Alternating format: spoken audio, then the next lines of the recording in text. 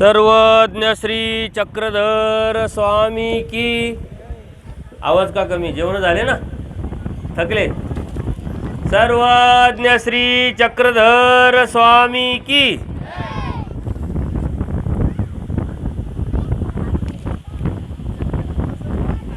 जालना जिल्ह्यातील भोकरदन तालुका आणि या भोकरदन तालुक्यात चोरमारेवाडी येथील आपल्या कार्यक्रमाचा आज दुसरा दिवस आहे। संध्याकाळचं सत्र आहे। या हवा येत राहते नाही।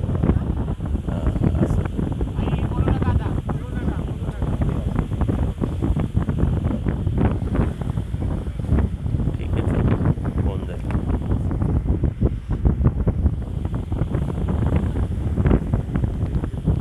असू दे येतो आवाज। काय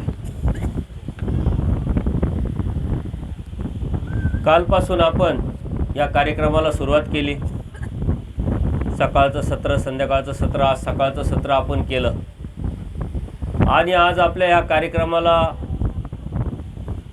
शुभचिंतन करून शुभ आशीर्वाद देण्यासाठी, प्रोत्साहित आणि बळ देण्यासाठी बरेच साधू संत आलेले आहे। त्यांचं आपण टाळ्या वाजवून स्वागत करू।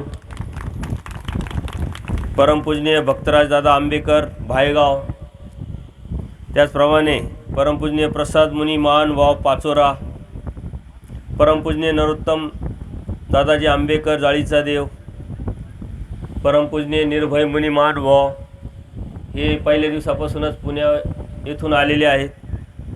त्याचप्रमाणे राही नाईक अंकुळनेरकर बाबाजी, दत्तमुनी चिरडे बाबाजी आणि दत्तराज महानुभाव, त्याचप्रमाणे पहिल्या दिवसापासूनच आपल्याला शुभचिंतन शुभ आशीर्वाद देण्यासाठी तपस्विनी पण आलेले आहे। परमपूजनीय तपस्विनी मंजुताई लोणारकर व परमपूजनीय तपस्विनी संगीताताई मेहकरकर या सर्व साधू संतांचं आपण स्वागत करू। त्याचप्रमाणे आजूबाजूच्या गावातील बरेचसे सद्भक्त पण आलेले आहे। नाशिकवरून माझ्याबरोबरच आलेले नितीनदादा गायकवाड आहे, बाळासाहेब जगताप आहे, पुण्यावरून सौ कमलकट मॅडम आहे, त्याचप्रमाणे दिलीपदादा काळे आहे आणि येथूनच आता जे कोपर्डा गाव आहे त्या कोपर्डा गावातील परमार्ग सेवक मिलिटरीत असतात, रामदासदादा साने, ते पण आलेले आहे। मिलिटरीत असूनही धर्म कसा सांभाळायचा, कशा अडचणीवरती मात करायची, धर्माची जाणीव जर असेल तर कोणत्याही ठिकाणी कोणत्याही परिस्थितीत धर्म सांभाळता येतो, याचं उत्तम उदाहरण म्हणजे रामदासदादा। सर्वांनी टाळ्या वाजवून त्यांचं आपण स्वागत करू। त्याचप्रमाणे परमार्ग सेवक कमलाकर पाटील आहे भायगावचे, कुठेही कार्यक्रम असला तर तळमळीने येतात।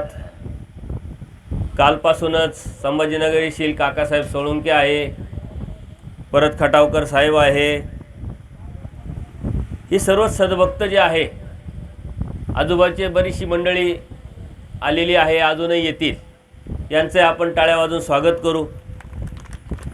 कार्यक्रम म्हटला की कार्यक्रमामध्ये आयोजकांचा प्रयत्न असतो जास्तीत जास्त सद्भक्तांपर्यंत हा कार्यक्रम पोहोचावा आणि म्हणून जे आयोजक आहे या गावातले सर्वच परमार्ग सेवक सद्भक्त यांनी अथक प्रयत्न करून या कार्यक्रमाचं आयोजन केलं आणि आजूबाजूच्या गावामध्ये सुद्धा या कार्यक्रमाचं निरोप पाठवले। या कार्यक्रमाला त्यांच्या विनंतीला मान देण्यासाठी, सत्संग ऐकण्यासाठी आणि आपल्याला बळ देण्यासाठी बरेचशी आजूबाजूच्या गावातली सद्भक्त आलेले आहे। खरं म्हणजे कार्यक्रम घेण्याचा उद्देश काय आहे? धर्म आपल्याला समजावा, कळावा, धर्म कसा करता येऊ शकतो, आपल्या अडचणी अडथळे संकट जे जोडल्या जातात सांसारिक जीवनामध्ये, भौतिक जीवनामध्ये, त्यावरती कसा मात करावं आणि धर्म करण्याचा उद्देश काय आहे, भक्ती करण्याचा उद्देश काय आहे? परमेश्वर प्राप्तीसाठीच, परमेश्वर प्राप्तीसाठीच आपण धार्मिकता करत असतो। मग ते अज्ञान असेल ज्ञान असेल, परंतु उद्देश मात्र तोच असतो, मला देव व्हावा। कोणाकोणाला वाटतं देव व्हावा? हात वर करा बरं। सर्वांनाच वाटतो। आहे की नाही? सर्वांना वाटतो मला देव व्हावा, देव कशाने होईल हे समजून घ्यायचं कामही तुमचंच आहे. देव कशाने होईल? देव दर्शनाने होईल का? मग आपण दररोज देवपूजा करतो, सकाळ संध्याकाळ स्थानाला जातो, तिथं जे बी कर्म आहे ते करतो, याने देव होईल का? याचं चिंतन आपण जर केलं तर आपल्याला त्याच्या पलीकडं काहीतरी बघावं लागेल, शोधावं लागेल आणि त्या परमेश्वराने काय आपल्याला सांगितलेलं आहे ते लक्षात घ्यावं लागेल. त्याचप्रमाणे देवाने जी आज्ञा केलेली आहे ती आज्ञाप्रती पालन करून सन्निधानात जर गेलो तर परमेश्वर आपल्याला प्राप्त होईल का याचा विचार करावा लागेल, चिंतन करावं लागेल.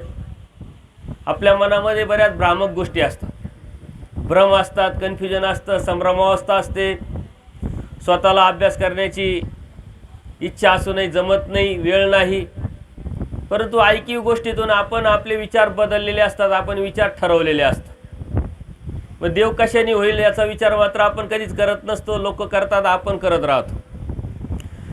देव बोधाने होईल का? देवाने आपल्याला बोध दिला, मग आता बोध दिला, देव कळाला, देव समजला, देव लक्षात आला, देव जाणवला, मग होईल का देव याचा विचार आपण कधी करत नाही. हे भ्रम आपल्याला झालेले आहे.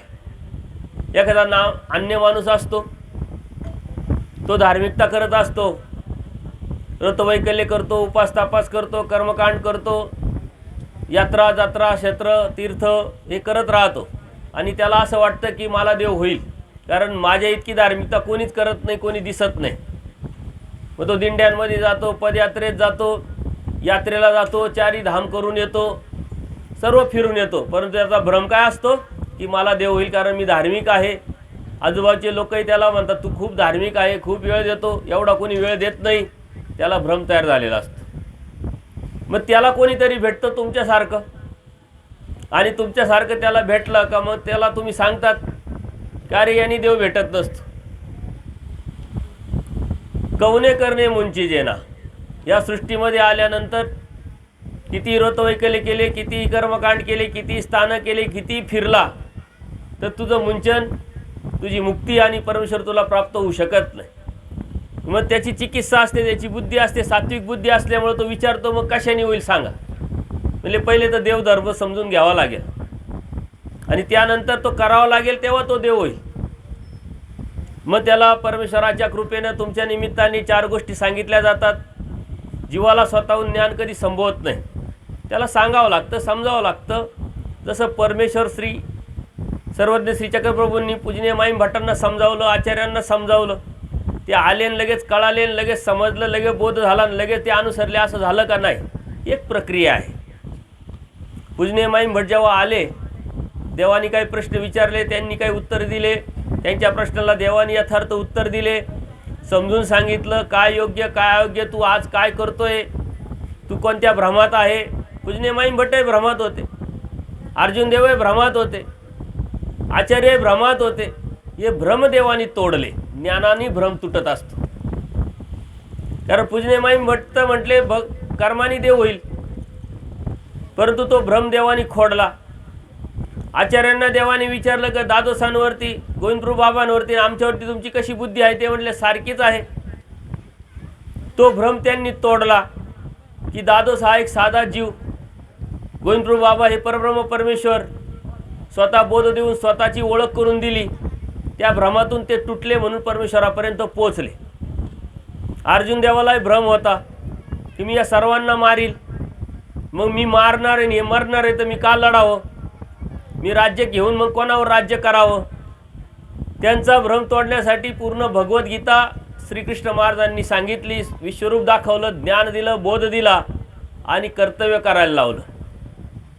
तू मारू शकत नाही. प्रत्येकाने आपापले कर्म घेऊन आलेले, प्रत्येक जण जन्माला येतो, मरतो, मेल्यानंतर परत जन्माला येतो, हे राडगाडं चालू आहे म्हटलं. तुझे अनेक वेळा जन्म झाले, अनेक वेळा तू मेला, अनेक वेळा कर्म जोडले, अनेक वेळा नरकात गेला. त्याच्यामुळे तू पहिले या भ्रमातून निघ. परमेश्वरांनी या जीवात जे भ्रम तोडले, तसे तुमच्या निमित्ताने त्या जीवाचा परमेश्वरांनी भ्रम तोडला. मग त्याच्या लक्षात येतं का रे जीव, देवता, प्रपंच, परमेश्वर, आपण जी भक्ती करतो ही तर देवतेची भक्ती आहे. आपल्याला परमेश्वराची ओळख करून घ्यावं लागेल परमेश्वराच्या अनन्य भावे शरण जावं लागेल. मग त्या परमेश्वराने सांगितलं तत्त्वज्ञान आपल्या जीवनात उतरावं लागेल. आणि मग तो उपदेश घेतो. उपदेश घेतल्यानंतर त्याला वाटतं आता उपदेश घेतला म्हणजे देव भक्ती करायला लागलो. श्रीकृष्ण महाराजांची, स्वामी श्रीचक्रधरांची, दत्तप्रभूंची म्हणजे परमेश्वराची भक्ती करायला लागलो. आता मला देव होईल 100%. मग त्याला कोणीतरी वासनिक जो आहे 4 गोष्टी अभ्यासतोय, जाणीव करून घेतोय, सत्संग ऐकतोय, त्याला 4 गोष्टी समजलेल्या आहे. तो त्याला भेटतो. तो म्हणतो अरे तू उपदेश घेतलाय परंतु तुला देव भेटणार नाही. म्हणजे असं कसं काय? मी देवतेची भक्ती सोडली, परमेश्वराच्या भक्तीला लागलो ना, आता परमेश्वर मला भेटणार नाही असं कसं होईल? म्हणले नुसता उपदेश घेतला म्हणजे काय केलं? फक्त प्रवेश घेतला. तुला अभ्यास करावा लागेल, जाणून घ्यावा लागेल. धर्म काय, तत्त्वज्ञान काय, आचार विचार तत्व सिद्धांत. मग त्याचा तिथं भ्रम तुटतो आणि मग तो परत अभ्यासाला सुरुवात करतो. अभ्यासाला सुरुवात केल्यानंतर तो वासनिक दशेत येतो. तोची व्हावा तोची भेटावा असं त्याला लक्षात येतं, जाणवतं. त्याला 4 लीळा, 4 दृष्टांत, 4 सूत्र समजायला लागतात, कळतात. तो बोलायला लागतो, सत्संग घ्यायला लागतो, इतरांशी चर्चा करायला लागतो. आणि मग त्याला भ्रम होतो का आता मला याच्यातच देव होईल.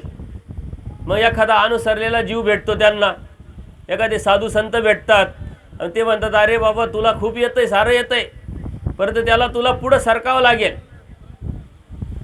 पुढचं सरकावल्याशिवाय तुला देव भेटू शकत नाही. म्हणजे काय करावं लागेल? म्हणजे अनुसरावं लागेल. अनुसरल्याचा देव देवाने सांगितलेला आहे. मग तो कोणाचं तरी ऐकतो, भीतीपोटी म्हणा, बोधापोटी म्हणा, परमेश्वर प्राप्तीच्या अनुषंगाने म्हणा, कोणत्या तरी कार्यक्रमात मग अनुसरण करतो, कपडे घालतो आणि फिरायला लागतो. त्याला वाटतं आता मला देव भेटणार 100%, आहे की नाही? आणि मग त्यालाही तो भ्रमात तो जातो. तो म्हणतो आता मी कपडे घातले मग आता काय मला देव भेटणार नाही, तर कोणाला भेटणार? मी तर अनुसरलो, अनुसरल्याचा देव सांगितलाय. त्याला परत एखादा चर्यावंत भेटतो, आचारवंत भेटतो. ते म्हणते अरे बाबा नुसते कपडे घातल्याने देव भेटणार नाही. देवाने सांगितले येत आधी नव्हे जे म्हणितलं ते की जे ते अनुसरण. त्या अनुसरणाच्या चौकटीत नियमात तुला बसावं लागेल, त्याग करावा लागेल, आचार विचार आपल्या जीवनात उतरावा लागेल आणि मग त्यावेळेसच तुला देव भेटेल. मग त्या साधूचा बी परत भ्रम तुटतो आणि मग तो परत आई सुरुवात करतो, परत अभ्यास करत, आचरण करत, तत्व सिद्धांत जितकं पाळण्याचा तेवढा पाळण्याचा प्रयत्न करतो. चर्यावंत भेटतो, आचारवंत भेटतो. एखादा देह क्षपणारा जो अत्यंत विरक्त आहे, वैरागी आहे, तो त्यांना भेटतो. ते म्हणते आम्ही कपडे घातले, आचार करायला लागलो, फिरायला लागलो, सत्संग ऐकायला लागलो, आम्हाला देव नाही भेटणार तर कोणाला भेटणार? ते म्हटले असा देव भेटत नसतो. तुम्हाला देह छापावा लागेल. कसा देह छापावा लागेल?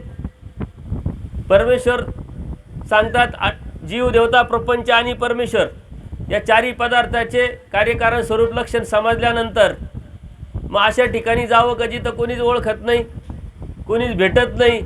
अशा ठिकाणी जाऊन फक्त आणि फक्त तोची व्हावं तोची भेटावं हा ध्यास घेऊन शेवटपर्यंत जर आपलं जीवन व्यथित केलं तर देव भेटेल. मग अभ्यासातून त्याला कळालेलं असतं ज्ञान आणि प्रेम. मग प्रेमाचे उपाय, नित्यविधी, निमित्तविधी, नित्यविधीपेक्षा निमित्तविधी श्रेष्ठ. आणि मग तो त्याच्यात अडकतो की अरे निमित्तविधी श्रेष्ठ आहे, मग संघ सांगात भेट शुश्रूषा चालू द्या कार्यक्रम. आणि मग त्याच्या लक्षात येतं कोणीतरी भेटतं, परमेश्वर कृपा असते की म्हटले बाबा नित्यविधी करून निमित्तविधी करायचा असतो. नित्यविधी करता करता निमित्तविधी भेटला तर तो श्रेष्ठ असतो. नित्यविधी सोडून निमित्तविधी करत सुटला म्हणजे देव भेटला असं नाही. जसं एखादा विद्यार्थी असतो, मुलगी असती, मुलगा असतो, कॉलेजला जातात. सकाळी 7 ते 12चं कॉलेज असतं, दुपारी वेळ असतो. आणि मग ते वडील काय म्हणतात की अरे तुला वेळ आहे, 12ला आल्यानंतर तू काय करतो? तू एक काम कर, तू काहीतरी क्लास लाव, MSCITचा लाव, कॉम्प्युटर शिक, काहीतरी वेगळं काहीतरी स्किल, मोबाईलचं काहीतरी शिक, काहीतरी कर, वेळ उपयोगी लाव, ग्राउंडवर जा, व्यायाम कर, प्रॅक्टिस कर, काहीतरी कर. पण ते आई वडील असं म्हणत नाही कॉलेज सोड आणि हे कर. कॉलेज झाल्यानंतर उरलेल्या वेळेत ते कर आणि मग तुला हे प्राप्त होईल आणि ते प्राप्त होईल ॲडिशनल्स. तसं परमेश्वरांनी नित्यविधी सांगितलेलं आहे. आता नित्यविधी काय? आटन, विजन, भिक्षा, भोजन, स्मरण, प्रसाद, सेवा आणि निद्रा. यातले किती चालू आहे कितले बंद आहे आपण बघायचे. परंतु जितकं आपल्याला करता येईल करण्यासारखं आहे, ज्या ठिकाणी जशा पद्धतीनं करण्यासारखं आहे ते आम्ही केलं तर देव भेटेल. तर हे असे भ्रम आहे, त्या भ्रम तोडण्याचं काम परमेश्वर कोणाच्या तरी निमित्ताने करत असतात.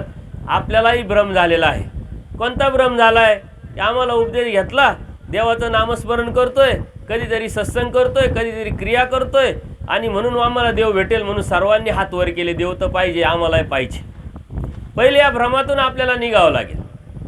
देव नुसत्या स्थानवंदनाने भेटत नाही, विडे वाहिल्याने भेटत नाही, साधू संतांना क्रिया केल्याने भेटत नाही, उपास तापास केल्याने भेटत नाही, कर्मकांड केल्याने भेटत नाही, अंधश्रद्धा जोपासल्याने भेटत नाही, संग्रहरूप विकल्प केल्याने भेटत नाही, देव नुसता बोध झाला म्हणून भेटत नाही. तर देव हा अनुसरल्याने भेटत असतो. मग अनुसरण्याविषयी आपल्या मनात बऱ्याच संभ्रम असतात, बऱ्याच भीती आहे, गैरसमज आहे, अज्ञान आहे. परमेश्वराची भक्ती करतोय का करतोय? परमेश्वर भेटावा, त्याच्यासाठीच भक्ती करत असताना प्रपंचात तर पडलोय. प्रपंच तर सोडता येत नाही, जबाबदारी तर पडली, परंतु जबाबदारी संपल्यानंतर मात्र देव व्हावा, भेटावा यासाठी तळमळ करणं, प्रयत्न करणं हे आपलं कर्तव्य आहे, ही आपली ड्युटी आहे. आणि त्यासाठी जो प्रयत्न करतो, नियोजन करतो, आयोजन करतो, तो परमेश्वराला प्राप्त करू शकतो. भीती आहे मनामध्ये, आपल्या मनामध्ये असं वाटतं संन्यास घ्यायचा, अनुसरायचं म्हणजे कपडे घालायचे आणि कुठंतरी लांब निघून जायचं, असंच वाटतं ना. आता लांब कोणीच कुठं जात नाही. परमेश्वराने सांगितलंय स्वग्राम संबंध त्याज्य, स्वदेश संबंध त्याज्य, संबंधियाचा संबंध तो विशेषता त्याज्य. याच्यामधून संबंध हा शब्द जर काढून टाकला तर मग गावाचा त्याग, देशाचा त्याग आणि नातेवाईकांचा त्याग केला शारीरिक दृष्टिकोनातून. पण आजचा मोबाईलचा जमाना आहे, दररोजच फोन करत राहिलो, व्हिडिओ कॉल करत राहिलो, अंतःकरणात चिंतन करत राहिलो तर तो त्याग होईल का? तर देवानी संबंधाचा त्याग करावा. संबंध म्हणजे अटॅचमेंट, लागलेपण. ते लागलेपण जाऊन परमेश्वर व्हावा, परमेश्वर भेटावा, याच्यासाठी त्या परमेश्वराचं नाम, परमेश्वराची आठवण, आर्तता, चतुर्विध दुःख आपल्या हृदयात निर्माण करणं म्हणजे ती साधना करणं आहे. हे आपण लक्षात येत नाही. ज्ञान जे आहे ते यथार्थपणे समजून उमजून जर घेतलं तर धर्म खूप सोपा आहे, सरळ आहे. कारण परमेश्वराने धर्म आपल्याला आपल्या हितासाठी, आपल्या भल्यासाठी, परमेश्वराच्या प्राप्तीसाठी दिलेला आहे. परमेश्वराला अवतार घेतल्यानंतर परमेश्वराने व्यसन कशाचं घेतलेलं आहे? फक्त जीव उद्धारण्याचं व्यसन, यतिमुनीचा वेश. त्यामुळे येन केन प्रकारे फक्त आणि फक्त जीवाचं उद्धरण कसं होईल, कसं करता येईल, या अयोग्य जीवाला योग्य करून ज्ञानाला, प्रेमाला पात्र कसं करता येईल, हाच प्रयत्न, हाच हट्ट परमेश्वराचा असतो. त्याच्यामुळे आपण या गोष्टी समजून घेतल्या पाहिजे, लक्षात घेतल्या पाहिजे की जर परमेश्वराने ठरवले आपल्याला मुक्तीला न्यायचं तर मग आपल्याला नेमकं काय करावं लागेल? आपल्याला थोडासा प्रयत्न करावा लागेल. यथार्थपणे ज्ञान समजून उमजून जाणून थोडंसं लक्षात घेऊन मग आपल्याला तशा पद्धतीनं चालावं लागेल. पहिले तर निग्रह करावा लागेल, हेतू ठेवावा लागेल, निग्रह करून हेतू ठेवून चालावं लागेल. आता अशी कितीतरी लोक इथं का ज्यांच्या साऱ्या जबाबदाऱ्या संपल्या, मुलांचे लग्न झाले, मुलींचे लग्न झाले, नातमुख पाहिलं, नात सुनई पाहिले असतील काही काहींनीच, तरी जाण्याची इच्छा नाही आहे. मग आता त्याला देव काय करील? त्यासाठी बोध पक्का असला पाहिजे आणि मनातले भ्रम आपले तुटले पाहिजे, ती भीती आणि न्यूनगंड असला पाहिजे. जर आता एखाद्या लोकांनी जर अनुसरण केलं, मग खाणं बंद केलं का, फिरणं बंद केलं का, गप्पा मारणं बंद केलं का, मोबाईल पाहणं बंद केलं का? बा आमचा मोबाईल समोरच आहे, बघितला का नाही? तर ह्या ज्या गोष्टी आहे बंद काहीच होत. परंतु जे तुम्ही कर्म करतात आणि आम्ही कर्म करतात याच्यामध्ये हा फरक आहे का तुम्ही लागलेपणाने कर्म करतात आणि आम्ही लागलेपण न ठेवून, अटॅचमेंट न ठेवून कर्म करत असतो. त्याच्यामुळं आसक्ती आणि अनासक्ती हा जो विषय आहे हा अनुसरणाशी निगडित आहे. अनुसरण म्हणजे अनासक्त होणं, आसक्ती न ठेवणं. आणि ती आसक्ती न ठेवण्यासाठी आपला प्रपंच तर झालेलाच असतो. जरी तुम्ही आसक्ती ठेवली बी तरी तुमचं विचारतंय कोण तुम्हाला? घरचे म्हणतात आई आता बंद झालं, तुझं भरपूर झालं, बाबा आता तुम्हाला काय कळतंय, तुमचा आटोपला कार्यक्रम, गप्प बसा. आपलं कोणी ऐकत नाही. त्याच्यामुळं आपण हे समजून घेतलं पाहिजे का देव भेटलाय, आपला समजलाय, कळालाय, नाम भेटलंय, तर आपल्याला काही करता येईल का असं का जेणेकरून आपल्याला परमेश्वर प्राप्त करता येईल. तर परमेश्वर प्राप्त करण्यासाठी जे आपले भ्रम आहे ते भ्रम आपल्याला तोडण्यासाठी आपण लक्षात घेतलं पाहिजे की प्रपंच ही एक कंपनी आहे, प्रपंच ही एक फॅक्टरी आहे. एखादा माणूस कामाला जातो, नोकरी करतो, त्या नोकरीची कधीतरी रिटायरमेंट असते बघा. 58 वर्षाला रिटायरमेंट असते आणि तो रिटायर झाल्यानंतर त्या कंपनीतून बाहेर पडतो. आता बाहेर पडल्यानंतर तो स्वतंत्र होतो. स्वतंत्र झाल्यानंतर त्या कंपनीतल्या माणसांना त्याला भेटता येत नाही का? भेटता येतं. त्या कंपनीत जाता येतं, कधीतरी येता येतं, सर्व करता येतं. फक्त त्याला काय करता येत नाही? त्या कंपनीत जाऊन लिगली काम करता येत नाही, त्याला काम करता नाही. त्याच्यामुळं आपणही ही आपला प्रपंच हा एक फॅक्टरी आहे, यातून रिटायर व्हायचं. पुन्हा अनुसरण म्हणजे रिटायरमेंट आहे. असंही निसर्गाने तुम्हाला रिटायर केलेलंच आहे. तुम्ही काही काम करती नाही आणि करतात तर लाजकाजं करतात. आता सून आली ती काही बोलती का? पोरगा आला काही बोलतो का? आपल्याला नुसतं बसून बसून कटाळा येतो. मग निंदा खुरपा, गप्पा मारा, काहीतरी भांडे घासा, विनाकारण लुडबुड करायची काही कारण नसताना. आणि मग ते बी राग करतात की मग आपल्यालाच मनात वाटतं भीती की आपण नुसतंच बसलो, काहीतरी करावं लागेल. मग नाताला सांभाळ, नातीला सांभाळ, बळच मग कडेवर घे, इकडं फिरून आण, तिकडं फिरून आण.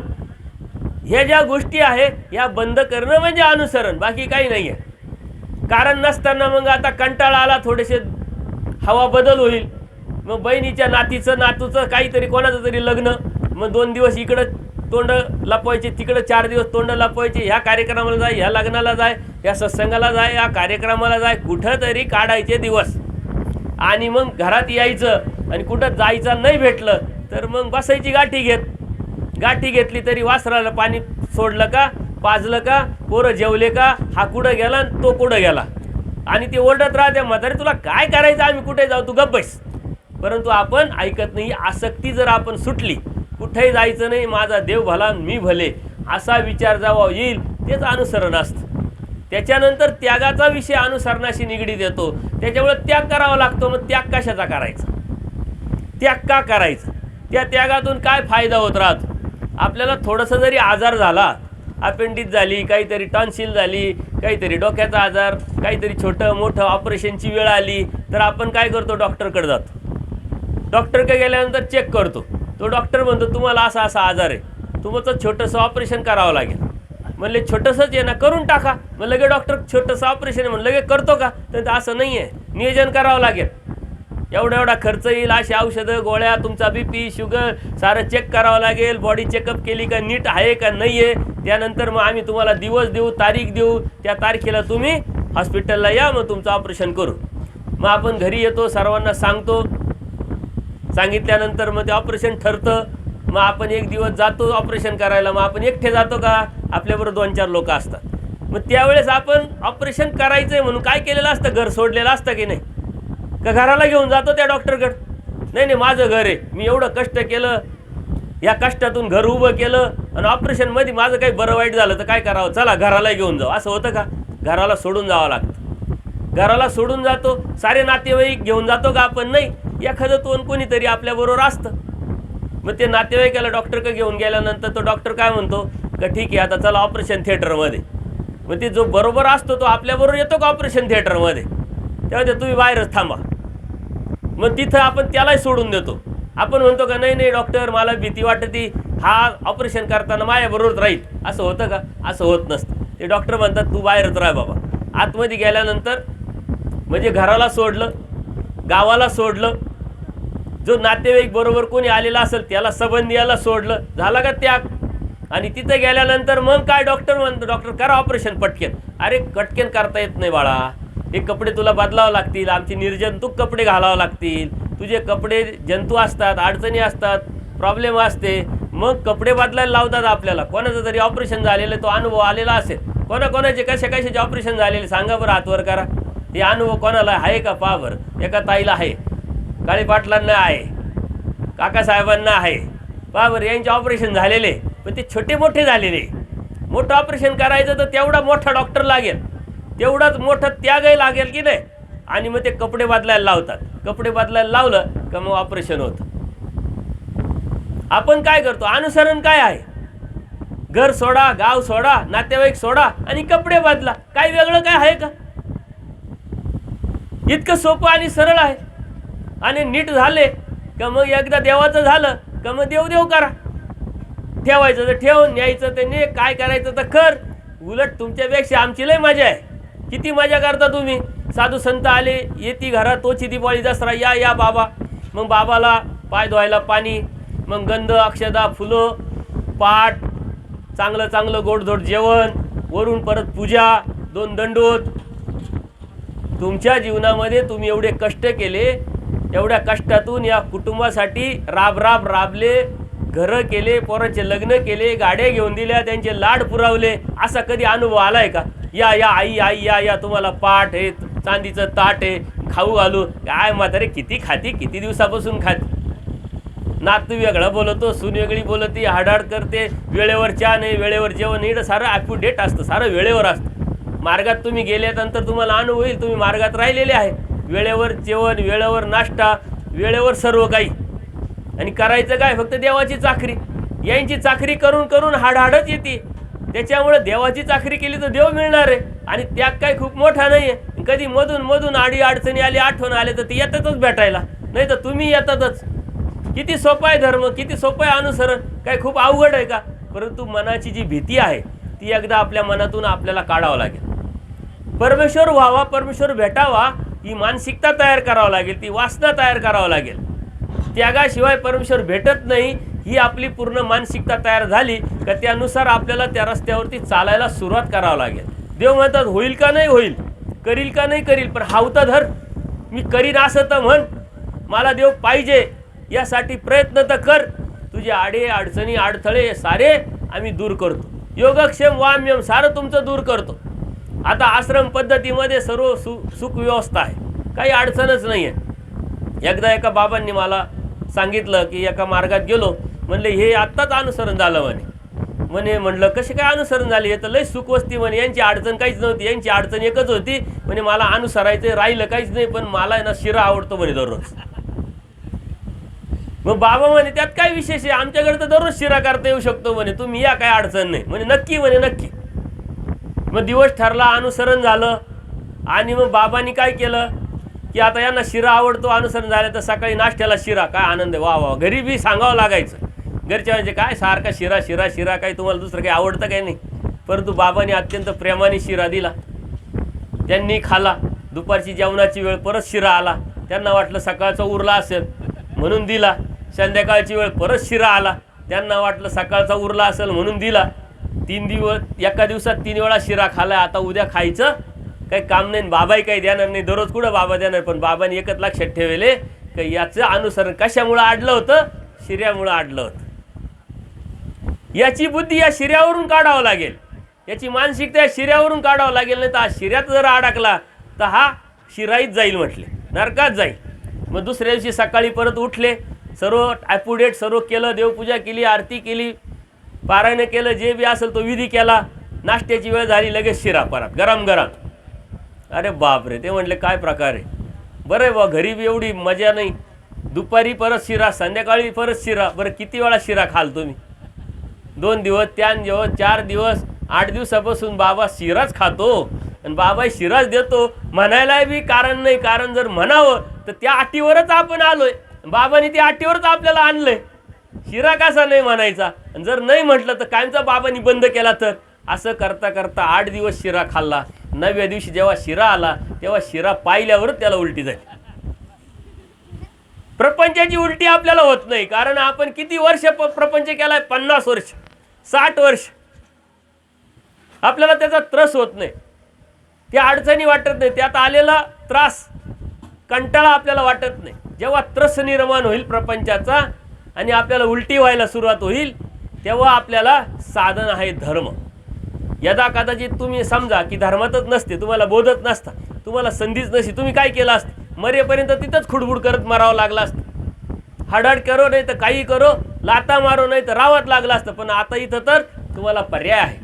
म्हणून देवाने सांगितलं अनुसरल्याचा देव, तर अनुसरण्याची इच्छा ठेवली पाहिजे.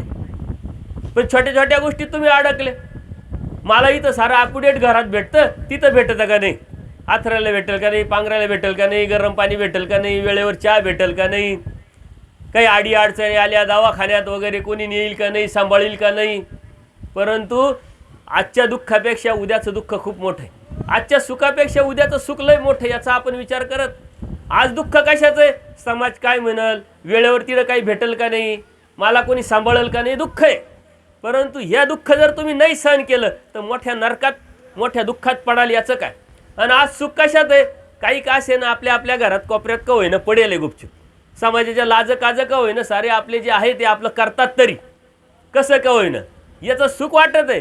परंतु किती मोठ्या सुखाला आपण वंचित होऊ मुकू याचा विचार आपण करत नाही. त्याच्यामुळे धाडस निर्माण झालं पाहिजे, धारिष्ट निर्माण झालं पाहिजे. आणि कोणामध्ये येत नाही. तुम्ही जेव्हा परमेश्वराचा अहेतुकपणे क्रिया करतात त्या क्रियेचा जर स्वीकार झाला तर तुमच्या मनामध्ये अनुसरण्याची इच्छा, त्यागाची इच्छा होते आणि त्या अनुषंगाने तुम्ही प्रयत्न करून नियोजन करायला सुरुवात करतात.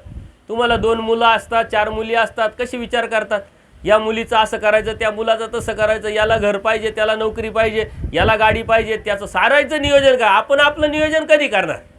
आपलं नियोजन करणं म्हणजे परमेश्वर प्राप्तीच्या अनुषंगाने पावलं उचलणं. त्या अनुषंगाने आपण चालायला लागलं. त्याच्यासाठी लागतो निग्रह, त्याच्यासाठी लागतो संकल्प, त्याच्यासाठी लागतो विचार. आणि काही हो देवाच्या पदार्थ पडल्यानंतर देव जसा ठेवील, जसा करील, जसा सांभाळील तसं राहण्याची इच्छा एकदा निर्माण झाली का देव म्हणतात तू माझा हो, मग तुझ्या केसाला धक्का लागणार. देवाच्या भरोशावर जेव्हा आपण निघू तेव्हा देव समर्थ आहे आपल्याला सांभाळायला.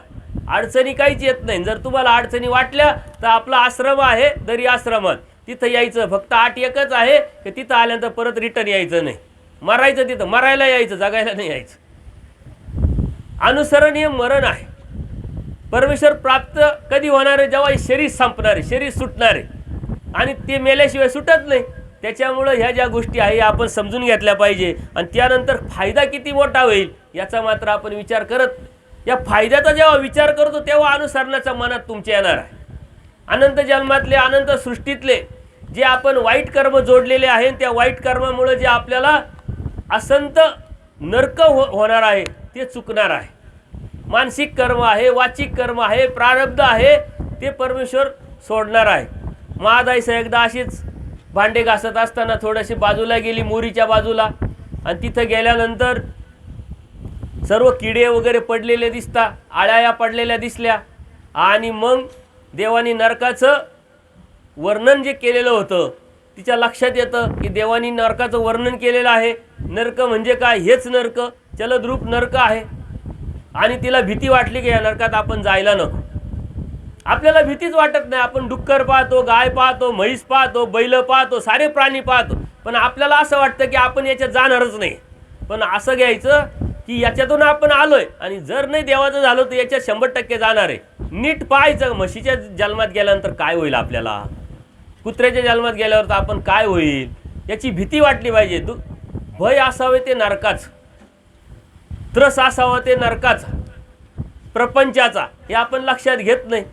महादाईसा देवाला विचारते की देवा नरक नरक जे तुम्ही सांगितले ते हेच का? म्हणले हेच नरक आहे. म्हणले मला याच्यात जायचं नाही आहे. म्हणलं जायचं नाही तर मग याच्यावर उपाय काय? देव मला इथीचं होईजे तर चुकेती, तुम्ही आमचं व्हा तर तुम्हाला आम्ही नरकात जाऊ देणार नाही. श्रीकृष्ण महाराजांनीही तेच सांगितलं, अनन्य भावे जर तुम्हाला तुम्ही शरण आला तर निसंशयपणे मी तुम्हाला प्राप्तीला घेऊन जाईल, तुम्हाला मी नरकात जाऊ देणार नाही, असं कोणीही सांगितलं नाही. तसं स्वामी श्री चक्राने सांगितलं, येत शरण आले या काही मरण असे, तुम्ही मला शरण या, अनन्य भावे एकनिष्ठपणे शरण या, तुम्हाला मरणात जाऊ देणार नाही. मरणात याचा अर्थ नरकात जाऊ देणार. परंतु ती इच्छाच होत नाही. आपली सांसारिक सुख, अभिलाषा, स्वार्थ असल्यामुळं त्याच्या अनुषंगानेच आपण भक्ती करत राहतो. हे भेटावं, ते भेटावं, ते भेटावं. हे तर कर्मवशी आपल्याला भेटणारच. जे पेरलं ते उगवणारच आहे आणि ते उगवल्यानंतर आपल्याला ते भेटणारच आहे. परंतु त्याच्याही पलीकडे जाऊन धर्म काय आहे, धार्मिकता काय आहे याचा विचार करून जेव्हा आपण भक्ती करतो तेव्हा फक्त आणि फक्त परमेश्वर प्राप्तीसाठीच ती भक्ती असते. त्यासाठी भक्ती करत असेल तर परमेश्वरांनी सांगितली जी सिस्टम आहे, पद्धत आहे, त्यातून आपल्याला जावं लागेल. म्हणून परमेश्वर काय म्हणतात की तुम्हाला तर ज्ञान दिलेलं आहे, आम्ही बोध दिलेला आहे. एका जीवाप्रती परागिरा करून परमेश्वर आपले अस्तित्व साधित, कोणाला तरी निमित्त करून परमेश्वर आपलं अस्तित्व त्यांनी साधलेलं आहे, बोध दिलेला आहे, जाणीव करून दिलेली आहे की जीव, देवता, प्रपंच आणि परमेश्वर कोण आहे, तो परमेश्वर कसा आहे, कशा पद्धतीचा आहे आणि त्या परमेश्वराला प्राप्त करण्यासाठी तुम्हाला काय करावं लागेल, कोणत्या शाळेत जावं लागेल, कोणता अभ्यास करावा लागेल, कोणती डिग्री मिळवावं लागेल, तेव्हाच तो परमेश्वर भेटेल. परमेश्वराने कोणाला तरी निमित्त करून आपल्यापर्यंत त्याचं अस्तित्व, त्याची जाणीव, त्याची ओळख, त्याचं ज्ञान पोचवलेलं आहे। परंतु ते ज्ञान वाढवण्याचं काम मात्र आपलं आहे। शाळेत आपण मुलाला घालतो, परंतु त्यांनी अभ्यास करायचा का उन्हाडक्या करायचा त्यांनी ठरवायचं। अभ्यास केला, कष्ट केले, परीक्षा दिली, चांगल्या मार्कांनी पास झाले तर त्याला डिग्री भेटेल, नोकरी भेटेल, नंतर पुढं त्याचं बऱ्यापैकी भौतिक जगाच्या सुखाच्या अनुषंगाने त्याला बरं वाटेल। पण त्यांनी उन्हाडक्या केल्या, आईवडिलांनी किती प्रयत्न केला तर त्याच्या पदरात काय भेटणार आहे? दुःखच दुःख। म्हणून आपल्याला परमेश्वराने कोणाच्या तरी निमित्ताने पूर्वकर्माची जी जोड आहे आपली कळत न कळत केलेल्या आयतुक बुधभजनामुळं, या मूळाधिकारामुळं बोध दिला आणि त्या बोधाचं काम काय आहे का त्या परमेश्वराला जाणल्यानंतर एकनिष्ठ जाऊन भक्ती करणं, त्या परमेश्वराने सांगितले तत्वज्ञान आपल्या जीवनात उतरवणं आणि त्या परमेश्वराला प्राप्त करणं, ही आपली कड आहे। आद्यंती दैव मध्य पुरुष, बोध परमेश्वर देतो, प्राप्तीला परमेश्वरच नेत असतो, परंतु मधली जी कड आहे आचाराची, त्यागाची, अनुसरण्याची, परमेश्वर प्राप्तीच्या अनुषंगाने त्या रस्त्यावर चालण्याची, ती कड मात्र, ती स्वतंत्री मात्र या जीवाची असते। आपल्याला परमेश्वराने स्वतंत्र केलेला आहे आणि या स्वतंत्रतेने जो विचार करील, जो चिंतन करेल आणि त्यातून स्वतंत्र होईल तो परमेश्वराला प्राप्त होईल। परमेश्वराने प्राप्तीच्या, मोक्षाच्या अनेक व्याख्या सांगितलेल्या आहे, अनेक व्याख्या आहेत। त्यातली सर्वात सुंदर व्याख्या कोणती आहे? स्वातंत्र्य मोक्ष। स्वतंत्र होणं। कशापासून स्वतंत्र व्हायचंय तुम्हाला? या अभिलाषेपासून, या स्वार्थापासून, या प्रपंचापासून, या आसक्तीपासून, या लालच निर्माण झालेली आपल्याला, त्याच्यापासून आपल्याला स्वतंत्र व्हायचं। या नकारात्मक विचारापासून, या वाईट विचारापासून आपल्याला स्वतंत्र व्हायचंय आणि फक्त त्या परमेश्वराचं मिळवण्यासाठी, परमेश्वराला मिळवण्यासाठी आणि परमेश्वराचं होण्यासाठी आपल्याला त्या परमेश्वराने सांगितलेल्या तत्वज्ञानावरती चालायचं आहे। स्वतंत्र होऊन चालायचं आहे, तेव्हा परमेश्वर प्राप्त होणार। आत्मज्ञान मोक्ष। फक्त आपण कुठं आलो, कधी आलो, कशातून आलो, आल्यानंतर काय करायचंय, काय नाही करायचंय, काय केल्याने काय भेटणार आहे, काय नाही केल्याने काय नाही भेटणार आहे, हे समजून घेणं म्हणजेच मोक्ष आहे। मोक्ष काय आहे आपण आपल्याला समजून घेणं, आपल्या आत्म्याचं ज्ञान समजून घेणं आणि त्यावरती चालणं, आपल्या हिताचा विचार करून, आपल्या अभिलाषेचा विचार करून, परमेश्वराच्या प्राप्तीचा विचार करून, ती ऊर्ध्वगतीची जी अभिलाषा आहे ती आपल्याला निर्माण करायची। लालच तर निर्माण करायची आहे, परंतु या प्रपंचाच्या आसक्तीची लालच सोडून परमेश्वराच्या प्राप्तीची लालच करायची।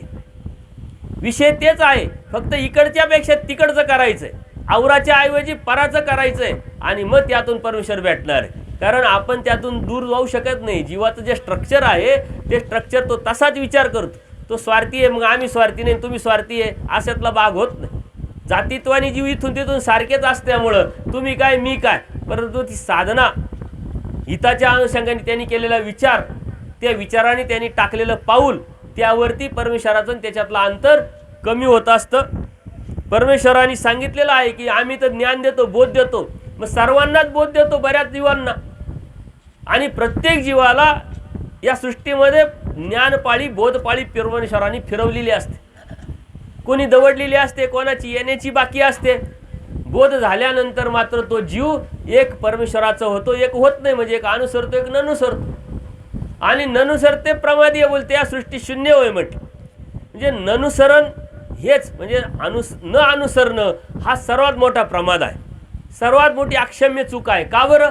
ही सृष्टी परमेश्वराने का निर्माण केली? या जीवाला आनंद द्यायचा आहे, जीवाचं हित पाहायचं, जीवाचं हित करायचं आहे। परमेश्वराने अवतार घ्या घातला, वाडवडी का फिरला, भिक्षा का मागितली, या अयोग्य जीवाला योग्य करण्यासाठी जीव धर्म दे धर्म का स्वीकारले? फक्त आणि फक्त या जीवाने अनुसरावं आणि आनंदाला पात्र व्हावं। त्याला बोध का दिला? फक्त याच्यासाठी का यांनी परमेश्वराची ओळख करून घ्यावी आणि त्या परमेश्वराला अनन्य भावे शरण यावं। या सारा जो उपद्रव ज्यांनी केला त्या परमेश्वराने आपल्याला सांगितला, जाणवला, आणि तरीही आपण त्याचं न होण्यासाठी जर प्रयत्न करत असेल तर ही अक्षम्य चूक आपल्याकडून जर झाली तर तो सर्वात मोठा प्रमाद आहे आणि त्याला या सृष्टीमध्ये येऊन काही उपयोग होत नाही, की त्याला शून्य होते, म्हणजे त्याला काही भेटतच नाही। कारण परमेश्वराने सृष्टी कशासाठी निर्माण केली? कैवल्य दान देण्यासाठी, आनंद देण्यासाठी, आणि त्या आनंदाला, त्या कैवल्याला प्राप्त करण्यासाठी जे परमेश्वराने करायला लावलंय ते आपण करत नाही। आणि म्हणून आपल्याला कडून जी झालेली चूक आहे ती सर्वात मोठी चूक आहे, आणि म्हणून अनुसरण परमेश्वराने घ्यायला लावलेलं आहे। त्यानंतर मग अनुसरणानंतर आपले मानसिक आहे, वाचिक कर्म जे आहे ते थांबवतात, सुकावतात, खुंटवतात. जे प्रारब्ध कर्म आहे ते कर्मसवा भोग नाही दैव सवा भोग ऋणाच्या दृष्टांतातून परमेश्वरी आपल्याला समजून सांगतात. आणि हे समजून सांगताना एक शेतकरी असतो, विषय खूप मोठा आहे म्हणून मी स्पीडली नेतोय, कारण त्या विषयापर्यंत तुम्हाला न्यायचं आहे, तुम्हाला समजेल, लक्षात येईल असे छोटे छोटे उदाहरणं देऊन मी तुम्हाला समजावण्याचा प्रयत्न करतोय. परंतु तुमचं लक्ष पूर्ण किती केंद्रित झालेलं आहे, याची आवड तुमच्या हृदयामध्ये सत्व किती निर्माण झालेले त्यावरती तुम्हाला उमट तो परमेश्वर देणार आहे. एखादा शेतकरी असतो, कुटुंबाच्या जबाबदारीसाठी त्यांनी काय केलेलं असतं, खूप कर्ज काढलेलं असतं. खूप कर्ज काढल्यानंतर तो वैतागून जातो, उत्पन्न कमी देणं जास्त, करल काय. वैतागून गेल्यानंतर तो विचार करतो की आता यातून निघावं कसं. मग तो म्हणतो आपण राजाला शरण जाऊ, राजाचं काम आहे काहीतरी मदत करल, या आशेपोटी तो राजाला शरण जातो आणि राजाला सांगतो की मी खूप कर्ज काढलं, मी देणेकरी आहे आणि माझी देण्याची नियत पण आहे, मला द्यायचं आहे, परंतु अडचण अशी आहे, आज मी देऊ शकत नाही, माझं उत्पन्न कमी झालं आहे, कुटुंबाची जबाबदारी सांभाळू का ते देऊ, काय करू काय. राजा म्हणे प्रजेचं काम करणं, प्रजेचे अडचणी दूर करणं हे माझं कामच आहे, तू मला शरण आलेला आहे, काय अडचण नाही, तुझी अडचण मी दूर करतो. म्हणजे घेणेकरी आहे त्या सर्वांना राजा बोलवतो. तो सांगतो राजा हा तुमचा देणेकरी आहे, तुमचा घेणेकरी आहे, यांनी मान्य केलंय, मी मान्य करतोय, आता हा मला शरण आलेला आहे, तुमचं जे कर्ज आहे हे 50% तुम्ही याला माफ करून टाका. आता राजाच बोलल्यानंतर कोण राजासमोर बोलणार आहे. 50% देणं माफ. त्यांना वाटलं चला 50% माफ, 50% तर लगेच भेटल, एकदाचं मोकळं होऊ आपण, भांडवल तर भांडवल, व्याज नाही भेटलं तर चालत. परंतु राजा परत दुसरा आदेश करतो की जे राहिलेलं आहे ते तुम्हाला लगेच भेटणार नाही, जेव्हा देईल तेव्हाच घ्यायचं, त्याला लिमिटेशन नाही. मग 5 वर्ष 10 वर्ष 7 वर्ष असं काही नाही लिमिटेशन, जेव्हा द्यायचं, जेव्हा तो देईल तेव्हा घ्यायचं. बरं जिथं देईल तिथं, याच्या घरात वसुलीला जायचं नाहीये, जिथं देईल तिथं, आणि जितकं देईल तितकं, एवढे द्यान तेवढे द्यान, हप्ते बांधून द्या ही भानगड नाही. असा आदेश दिल्यानंतर त्याला काही बंधन राहिले का.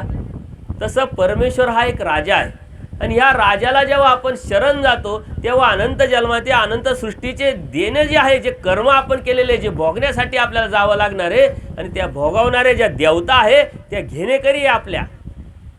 जेव्हा परमेश्वराला आपण शरण जातो तेव्हा परमेश्वराने साऱ्या देवतेला, साऱ्या सामर्थ्याला अलर्ट करून टाकला का आता हा माझा झाला, तुमचं जे देणं आहे याचं जे तुमचं जे घेणं याचं जे देणं आहे 50% माफ, राहिलेलं 50% तुमच्या ताब्यात नाही येतो, आता तो आमचा झाला, आमच्या ताब्यात आहे. आता आम्ही जेव्हा सांगू तेव्हा, जिथं सांगू तिथं, आणि जसं सांगू तितकंच, याच्या व्यतिरिक्त दैव सवाभोग. म्हणजे आपल्यासाठी सिस्टमच परमेश्वराने वेगळी करून टाकलेली आहे. एवढा मोठी सिक्युरिटी, एवढा मोठा फायदा आपल्याला होणार आहे. आपल्या 50% कर्माचा नाश, राहिलेलं ते बी जेव्हा जिथं तिथं जितकं, अशा पद्धतीनं आपल्याला कर्म द्यावं लागणार आहे. तर आपल्याला फक्त परमेश्वराचं व्हायचं आहे आणि साऱ्या गावाची स्टेट एकत्र केली, एखाद्या देवतेला नेऊन दिली, व याच्यातलं याचा एका आमच्या गावातल्या पाटलाचा, सरपंचाचा खूप चांगला माणूस आहे किंवा वयस्कर माणूस आहे, याचं एक नरक चुकवा तरी चुकू शकत नाही. कारण एखाद्या पोलिसाचे तुमचे संबंध आहे, नातेवाईक आहे, मित्र आहे, तुम्ही केला गुन्हा, आता त्या पोलिसाला सांगितलं बाबा मी तर गुन्हा केलाय, परंतु आता तुम्हाला पकडू नको, माझ्यावर FIR नोंदवू नको, असं होईल का. तो तर माझ्या नोकरीचा प्रश्न आहे, तुला धरावंच लागेल, न्यावंच लागेल, थोडीशी सैल तर सोडू, परंतु ती सिस्टममधून आपल्याला करावंच लागेल. तसं त्या देवतेची भक्ती करणारे जीव जरी असले तरी त्या देवता सोडत नाही. इथं मात्र फक्त आणि फक्त परमेश्वराचं झाल्यावर त्या देवतेचा अंमल, त्या देवतेची आपल्यावरची जी सत्ता आहे ती निघून जाते. हा किती मोठा फायदा आहे हे आपण लक्षात घेत नाही. आपण फक्त पाट्या टाकायचे कामं करतो, धार्मिकता करतो, काय करतो, कशासाठी करतो, कोणाची करतो, त्यातून काय मिळणार आहे, तो काय आपल्याला देणार आहे, आपल्याला काय घ्यायचं आहे, जे घ्यायचं आहे तो देऊ शकतो की नाही याचा विचारच करत नाही. असे अन्य लोक भरपूर आहेत. परंतु आपल्याकडे जरी ज्ञान नसेल तर ही जाणीव आपण करून घेतली पाहिजे का आपण कोणाची भक्ती करतोय, का करतोय, कशासाठी करतोय, मिळणार काय आहे आणि त्याचे प्रमाण काय. धर्म हा प्रमाणावर चालतो, सिद्धांतावरती चालतो. आपलं प्रमाण आहे श्रीमद भगवद्गीता, जो जगमान्य ग्रंथ आहे. आपलं प्रमाण आहे परमेश्वर अवतार. मग द्वापार युगाचा असो कलियुगाचा असो, आता कलियुगाचा अवतार परमेश्वर सर्वज्ञ श्री चक्रप्रभू लीळाचरित्र मराठीतला आद्य ग्रंथ. तुम्हाला द्वापार युगाचीच गीता माहिती आहे साऱ्यांना, पण कलियुगाची गीता आहे सूत्रपाठ ही सब कलियुगाची गीताच आहे. त्या गीतेच्या पुढचं फॉरवर्ड व्हर्जन आहे, फॉरवर्ड तत्वज्ञान आहे. त्यात या साऱ्या गोष्टी आपल्याला परमेश्वरांनी सांगितलेल्या आहे. पूर्वी प्रकरणाच्या माध्यमातून परमेश्वर कसा केव्हा काय देतो कसं करायचे सांगितलं. अन्य वृत्तीतून देवता किती आहे सांगितल्या. त्याच्या पलीकडं परमेश्वर कोण आहे हे सांगितलं. युग धर्म, देवतेचे भक्ती, त्यातून मिळणारं फळ, विद्या मार्ग, त्या देवतेच्या विद्या, त्यानंतर संहार कसा होतो, सृष्टीचा संसरण कसं होतं, त्यानंतर परमेश्वर कसा आहे, त्यानंतर या जीवाचं उद्धरण परमेश्वर कसा करतो ते सांगितलं. ते उद्धरण करून घ्यायला काय आचार करावा लागेल, अस्तिपरी आचार, आचार मालिका, विचार, विचार मालिका, एवढं प्रगल्भ तत्वज्ञान. त्या तत्वज्ञानावरती 6,500 धर्मग्रंथ तयार झाले. ते आपल्याकडं आहे, परंतु त्यातले खूप अभ्यासाची आवश्यकता नाही. परमेश्वराने अचूक आणि सुपर हायवे आपल्याला समृद्धी करून दिलेला आहे. फक्त त्याच्यासाठी त्यागाचा टोल भरावा लागेल. टोल भरल्याशिवाय त्या समृद्धीवर जाता येतं का? आपल्याला नाही जाता येत. तो त्यागाचा टोल भरला का समृद्धीवर गेले का मग तुम्ही किती स्पीडने जायचं हे तुम्ही ठरवायचं. 80ने जा, 120ने जा, 60ने जा, कडेने जा, मधून जा, कुठूनही जा, पण ॲक्सिडेंट न होता हळूहळू योग्य ठिकाणी पोचाल. कोणत्या प्रकारचे अडथळे नाही. फक्त त्याच्यासाठी त्यागाची तयारी, त्यागाची इच्छा असली पाहिजे. आणि म्हणून अनुसरल्याला कर्मसवा भोग नाही, दैवसवा भोग. इतर जे लोक आहे ज्यांना बोध नाही, जे परमेश्वराचे नाही, त्यांना देवता भोगवतात आणि तुम्हाला देवतेचा भोगवण्याचा विषयच येत नाही. आपल्या साऱ्या कर्माच्या फायली परमेश्वराच्या टेबलवर आहे. जेव्हा त्या परमेश्वर दयाळू कृपाळू असल्यामुळं, अनार्जित दाता असल्यामुळं, जेव्हा तुम्ही परिपक्व व्हाल, वैचारिक दृष्टिकोनातून, शारीरिक दृष्टिकोनातून, मानसिक दृष्टिकोनातून जेव्हा पक्के असाल, तेव्हा थोडंसं खर्चटण्याचं निमित्त आणि भोगवण्याचं निमित्त होणार. त्यातून तुम्ही बाहेर पडणार. एवढी मोठी सिक्युरिटी आपल्याला परमेश्वराने दिलेली. पण यासाठी काय करावं लागेल? त्याग करावा लागेल. ते त्यागाची इच्छाच नाही आपली, त्यागाची प्रवृत्तीच नाही आहे. जरी तुम्ही त्याग नाही केला तर निसर्ग तुम्हाला त्याग करायला लावणारच. तुमचे केस आपाप उडणार आहे, तुमचे कपडे आपाप फाटणार आहे, तुम्हाला खाण्याची इच्छा होणार नाही, जागेवर उठण्याची इच्छा होणार नाही. आणि एक दिवस तुम्ही जाणार आहे. नसल जात तर लोक वाट पाहणार आहे घरचे, का बरं जात नाही, गेलं तर बरं होईल. आता लोक जाण्याची वाट पाहतील. त्याच्यापेक्षा परमेश्वराचं होऊन जा, परमेश्वर तुमची व्यवस्था करील. आता हे भायगावचे जे दादा आलेले बघा, कुठे भायगावचे दादा? हा, हे आलेले बघा. भायगावला कार्यक्रम झाला होता, त्यावेळेस हे सत्संग झाले, अनुसरण्याच्या गोष्टी सांगितल्या, 4 शहाणपणाच्या गोष्टी सांगितल्या. त्यांना ऐकलं. त्यावेळेस त्यांना आजार होता, दवाखाना होता. नंतर त्यांनी हिंमत केली, घरच्यांचा विरोध होता, पण ते अनुसरले, देवाचे झाले. आज ते पहिली भेट झाली अनुसरल्यानंतर. त्यांना म्हटलं कसं चाललंय? म्हणजे बाबा दवाखाना बंद झाला, डॉक्टर बंद झाले. झाला का नाही? मस्त झालं म्हणे, टेन्शन नाही. आश्रमात राहतो, कोणाची दणदण नाही, फनफन नाही. पोरं बोलले तर बोलले, नाही बोलले तर नाही बोलले, कट्टी, टेन्शनच नाही. सारं गाव आपलं ना आपण साऱ्या गावाचे. होईपर्यंत अडचणी, होईपर्यंत दुःख, होईपर्यंत तुम्हाला असं वाटतं. परंतु परमेश्वराच्या ठिकाणी गेल्यानंतर परमेश्वर समर्थ आहे सांभाळायला. त्याची गॅरंटी वाटली पाहिजे, त्याचा विश्वास वाटला पाहिजे आणि त्याच्या भरोशावरच आपण निघालो पाहिजे. असे बरेचसे उदाहरणं देता येतील. माझ्याबरोबरची सर्व मंडळी आहे, त्यांचे संकल्प सुटलेले, ते भविष्यात अनुसरणार आहे, त्यांचा अभ्यास चालू आहे. कड मॅडमची तर आत्ताच तयारी आहे. 4 वर्ष ड्युटी राहिले. ते म्हणे जर तुम्ही म्हणत असाल तर लगेच अनुसरण, या कपड्यावरती ड्युटीवर जाऊ म्हणे. पुरुषार्थ आहे, काय प्रॉब्लेम आहे? आपला देव, आपला धर्म. ही हिंमत ज्याच्यामध्ये आहे तो पुरुष असतो. देव काय म्हणतात? पुरुष होऊन असावे, पुरुषार्थाने वागलो पाहिजे. स्त्री असली तरी पुरुषार्थाने वागली पाहिजे आणि पुरुष असले तरी पुरुषार्थाने वागला पाहिजे. नाही तर आपण म्हणतो ना, अरे पुरुष असून असा वागतो. सर्वात मोठा पुरुषार्थ काय? देव मिळवण्यासाठी टाकलेलं एक पाऊल, देव मिळवण्यासाठी केलेला छोटासा त्याग, तो सर्वात मोठा पुरुषार्थ आहे. आणि तो पुरुषार्थ परमेश्वराने आपल्याला द्यायला लावलाय, सांगायला लावलाय, करायला लावलाय. तो जर आपण केला तर नक्कीच आपल्याला देव भेटेल. त्याच्यामुळं अनुसरल्यानंतर देवतेचे फळं नाही, नरकाची प्राप्ती नाही, तिरछतो नाही, देवत्व नाही. कारण जर यथाकथित नाही अनुसरलो तर ते कर्म जे आहे वाईट ते तर भोगावंच लागणार. परमेश्वराचे आहे, परमेश्वराने दयामाळू कृपाळू परमेश्वर आहे म्हणून कणवेतव आपल्याला काहीतरी सुखफळ देणार आहे. परंतु नरक मात्र चुकणार नाही, दुःख मात्र चुकणार नाही. आणि ते चुकवायचं असेल तर त्याच्यावर एकच उपाय, त्याला पर्याय नाही. तो उपाय म्हणजे त्याग. आणि त्याच्याविषयी जी भीती आहे, मानसिकता आहे, ती आपण काढून टाकली पाहिजे. त्यानंतर आपल्याला परमेश्वर बऱ्याच गोष्टी सांगतात.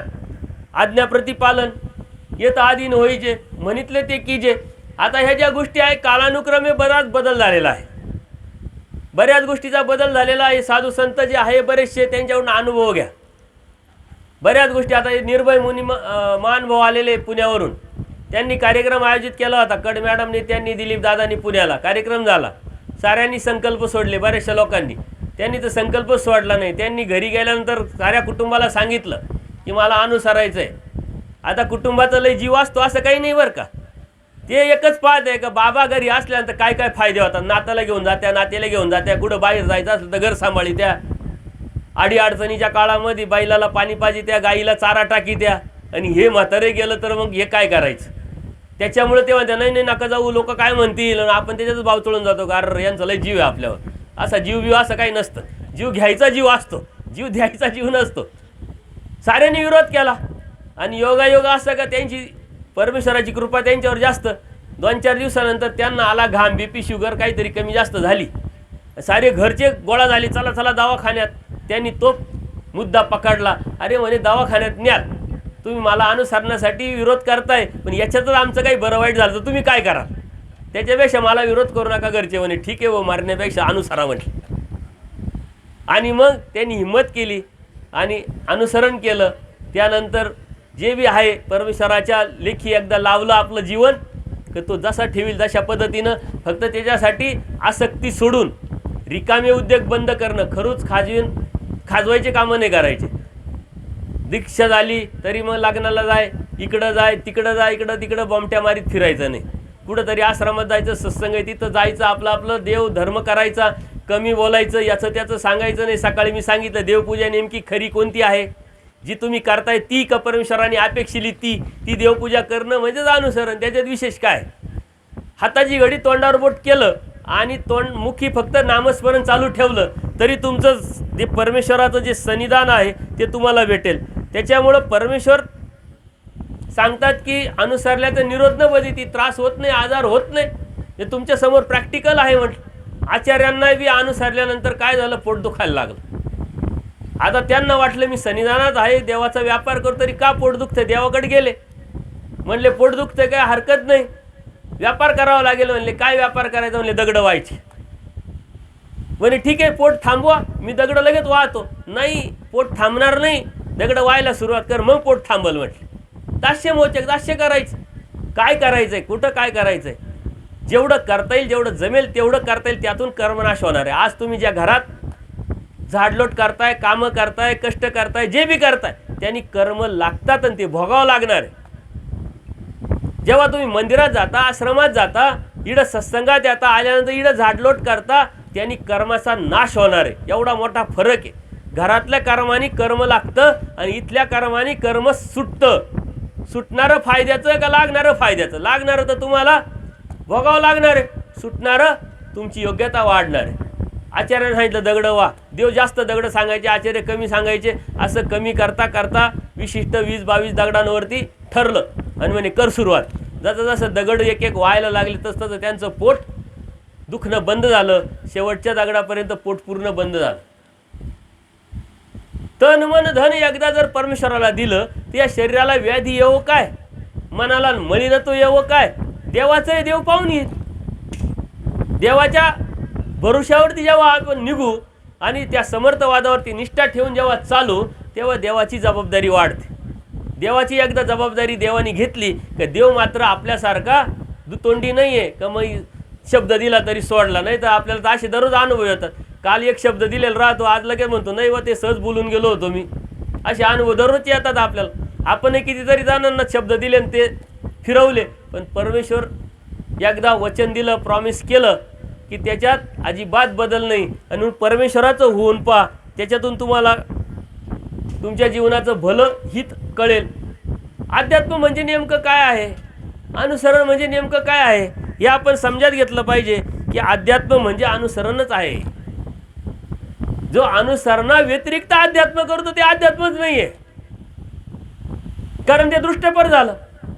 म्हणजे अनुसरण हा अध्यात्म आहे. आणि अनुसरण म्हणजे काय, कुठंतरी जंगलात जाऊन बसणे असं आहे का, कुठंतरी एकांतात जाऊन बसणे असं आहे का, या समाजापासून पळणं असं आहे का? नाही. जिथं असेल तिथं स्वस्थ राहणे, एकांत राहणे म्हणजे एकाचा अंत करणे, स्वतःचा अस्तित्व विसरून जाणे.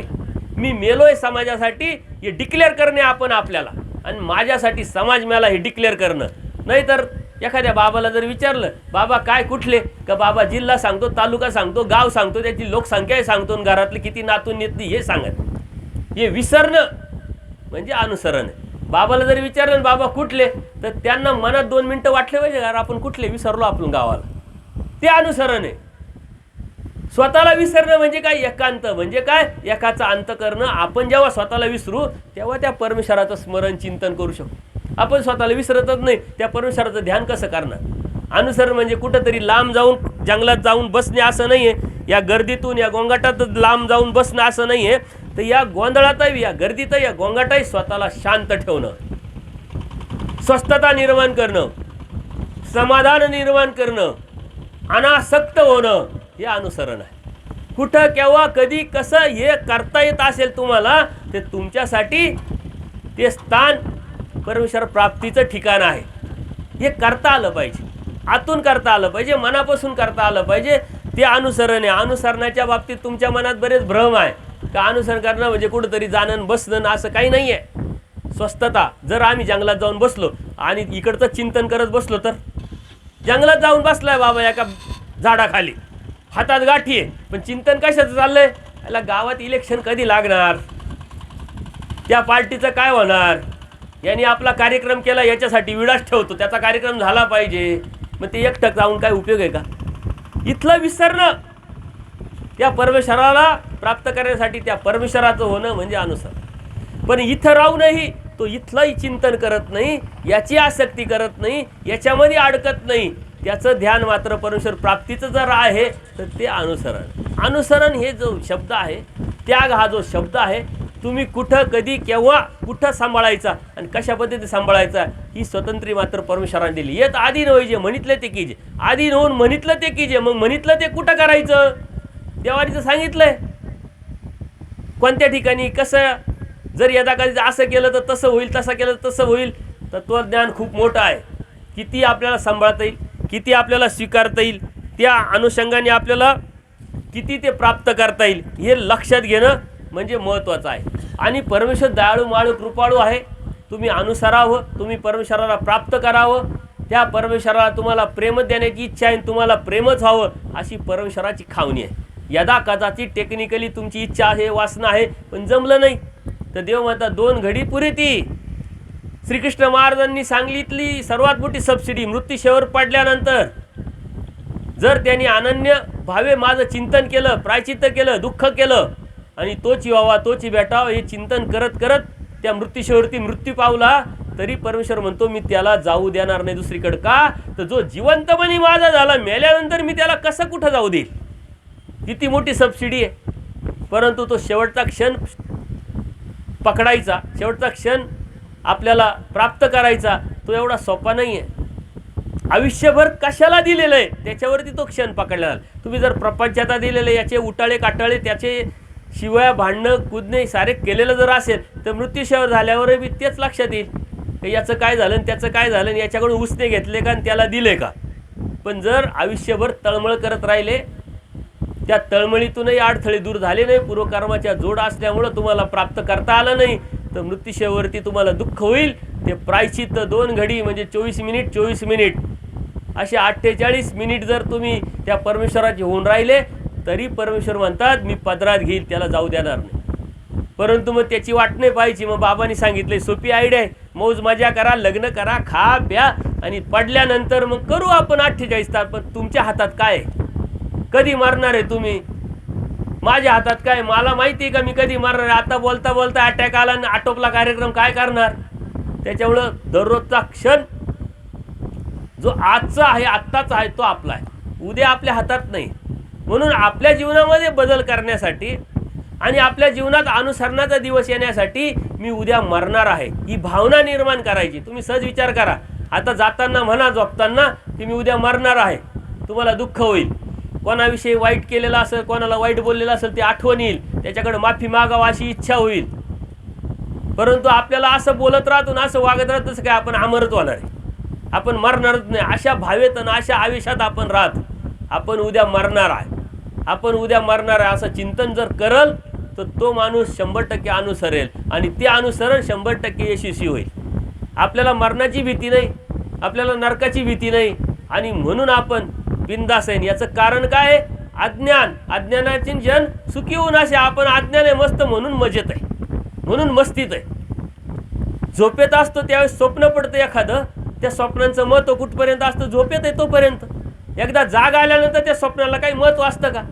तसं आपण अज्ञानात आहे म्हणून या प्रपंचाला महत्त्व आहे. एकदा का त्या ज्ञानात आलो काही स्वप्नवत वाटलेलं आपल्याला आणि म्हणून आपण आपली ड्युटी कुठपर्यंत आहे? आपल्या मुलांच्या लग्नापर्यंत. त्यांचे लग्न आटोपले का त्यांच्या मुलांचे लग्न ते करतील त्यांच्या मुलांचे शिक्षण ते करतील. आपण आपले केले ना, त्यांना त्यांचे करू द्या, तुमचं कायला लुडबुड करता. नाहीतरी तुम्हाला विचारून पोरं शाळेतही घातल्या जाते नाही, तुम्हाला विचारून नावं सुद्धा नाताचे ठेवले जात नाही. अशी एखादी म्हातारा आहे का मी सांगितलं माझ्या नाताचं नाव आणि ते ठेवलं, हात वर करावर. एवढी स्वतंत्रता नाही, कायला मग लुडबुड करते. तुमच्या नातीचे नावं त्यांची चॉईस, शाळेत घालायचं त्यांची चॉईस, लग्नाची वेळ आली तर त्यांची चॉईस. तेव्हा त्या तुमचं आटोपलं, तुम्ही शहाणपणा शिकू नका, गप्प बसा. असं आपल्याला आंधळं पांगळं मुक्क करूनच टाकेल राहतं. आणि देवाने सांगितलं आंधळा मुका बाहेर याला वेडा पिशाला धर्माचा अधिकारच नाही. मग डोळे आहे पण पाहता येत नाही, कान आहे पण ऐकता येत नाही, तोंड आहे पण बोलता येत नाही, तो आंधळा मुका बाहेरच आहे.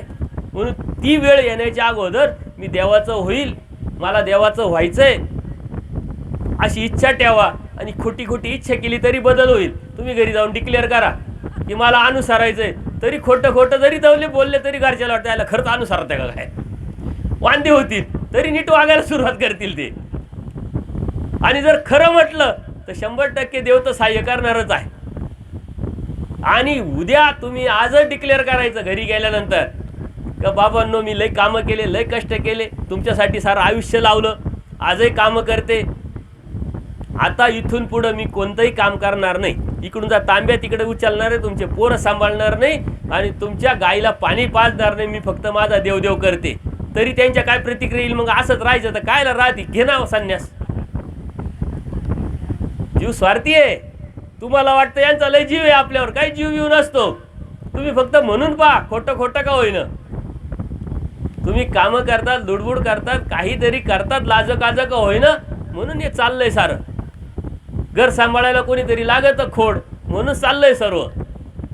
त्याच्यामुळं खोटं खोटं का होईना 2-4 दिवस 8 दिवस आश्रमात जाऊन राहा, खोटं खोटं का होईना.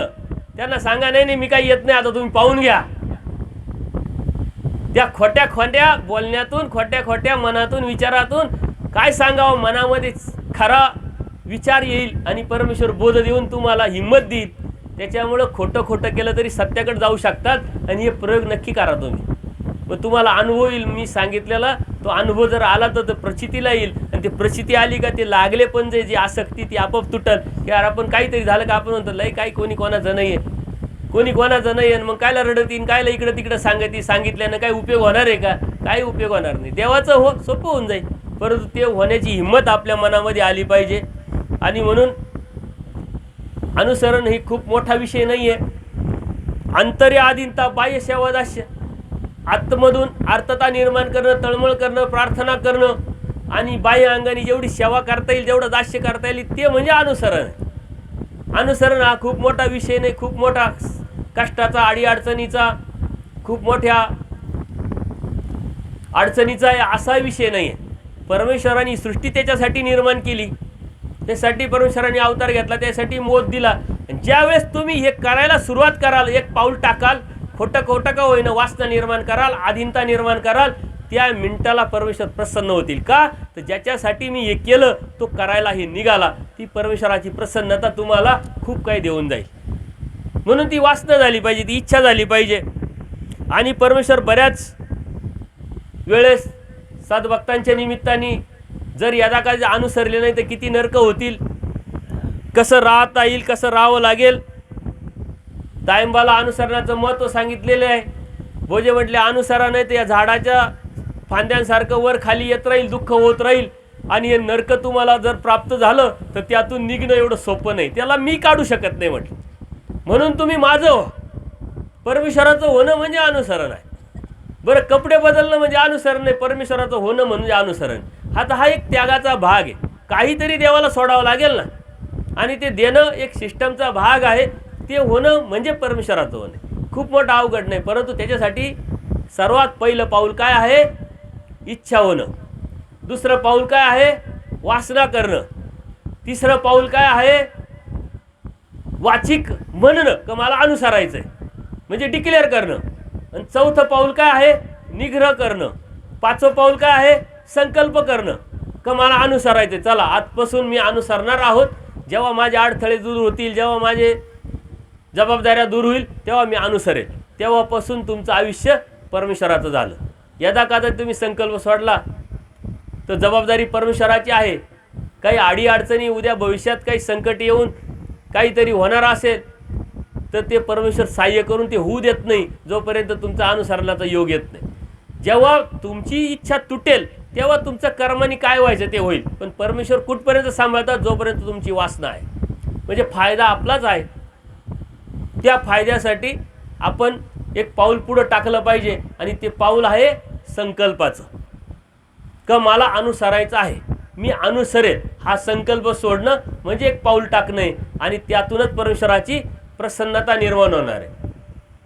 आज सकाळी 5 सद्भक्तांनी उपदेश घेतला. 3 मुली होत्या, 2 मुलं होते.